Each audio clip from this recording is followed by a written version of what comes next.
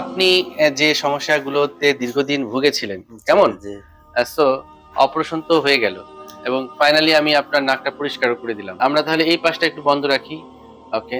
নাক দিয়ে দম নিতে ছাড়তে কোনো কষ্ট জি, হয়? জি, আচ্ছা, এই পাশটা একটু বন্ধ রাখি। নাক দিয়ে ছাড়তে কোনো কষ্ট জি। হয়? আচ্ছা, এবার ২ পাশ ছেড়ে দিলাম। হ্যাঁ, কোনো কষ্ট হয়? আচ্ছা, নাক ক্লিয়ার আছে? আচ্ছা, কেমন লাগছে বিষয়টা? সর্বপ্রথম শুকরিয়া আল্লাহ তাআলার দরবারে।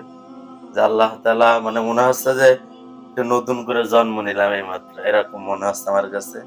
আল্লাহর দরবারে শুকরিয়া।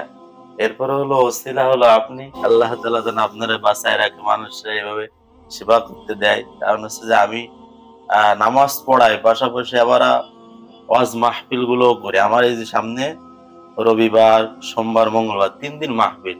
আমি পেরেশানিতে ছিলাম আল্লাহ। এই নাকের অবস্থা, এই অবস্থা নিঃশ্বাস নিতে পারতেছি না।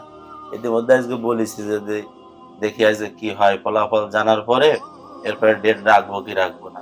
আচ্ছা, জি, এখন জি। এত ভালো লাগতেছে তাদেরকে কনফার্ম করবো আরকি। এই যে একজন ইমাম যখন আমাকে বুকে জড়িয়ে এভাবে দোয়া করলো আমার জন্য, আসলে একজন চিকিৎসক হিসেবে এর চাইতে আর বড় প্রাপ্তি হতে পারে না। এভাবেই ভালোবাসায় আপনাদের পাশে থাকতে চাই এবং আপনাদের সেবায় নিজেকে নিয়োজিত রাখতে চাই।